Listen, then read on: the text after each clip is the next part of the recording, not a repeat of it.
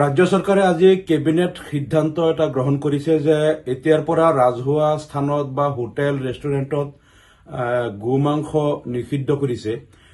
আমি ভাবো ৰাজ্য চৰকাৰে তেওঁলোকে ৰাজ্যখনৰ উন্নয়ন কৰাত ব্যৰ্থ হৈছে আৰু ৰাজ্যখনৰ গৰাখহনীয়া সমস্যা সমাধান, উদ্যোগবিলাক পুনৰুজ্জীৱিতকৰণ, নিবনুৱা সমস্যা সমাধান, শিক্ষা খণ্ডৰ আৰু স্বাস্থ্য খণ্ডৰ উন্নয়ন আৰু অন্যান্য ৰাজ্যৰ সমস্যাবিলাক যোগাযোগ যাতায়াত ব্যৱস্থা এই সমস্যাবিলাক সমাধান কৰাত ব্যৰ্থ হৈ এতিয়া জনসাধাৰণৰ দৃষ্টি অন্যফালে ঘূৰাবলৈ এতিয়া তেওঁলোকে নকৰিবলগীয়া কামবিলাক কৰি আছে, যিবিলাক ৰাজ্য চৰকাৰৰ দায়িত্ব নহয়।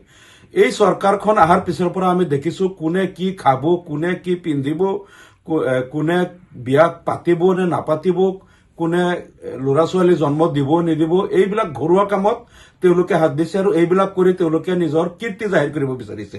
আৰু যেতিয়া দেখিছে আমি একো কামেই কৰিব পৰা নাই আৰু অহা নিৰ্বাচনত কি লৈ ৰাইজৰ ওচৰত যাম, তাৰ পিছত তেওঁলোকে বিভিন্ন ঠাইৰ নাম পৰিৱৰ্তন কৰি কৰিমগঞ্জৰ ঠাইত শ্ৰীভূমি বা এনেকৈ নাম পৰিৱৰ্তন কৰি দেখুৱাই আছে যে আমি কিবা কাম কৰি আছো। আৰু এতিয়া তেওঁলোকে আকৌ ৰাজহুৱা স্থানত গোমাংস নিষিদ্ধ কৰাৰ এখন সিদ্ধান্ত গ্ৰহণ কৰিছে।